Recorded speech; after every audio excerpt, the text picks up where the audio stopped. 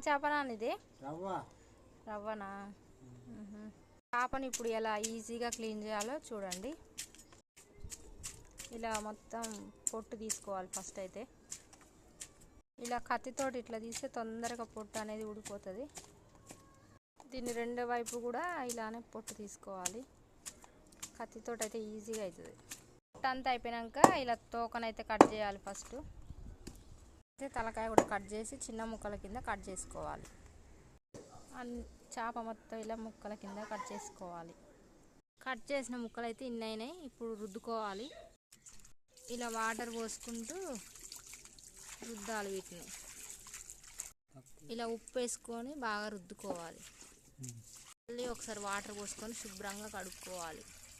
ఇప్పుడైతే గిన్నెలు వేసుకోవాలి. అన్నీ నిండా వాటర్ పోసి మళ్ళీ ఒకసారి కడుక్కోవాలి. అంతే, చేపల క్లీనింగ్ అయితే అయిపోయింది. ఇలా శుభ్రంగా కడుక్కున్న తర్వాత వండుకోవాలి.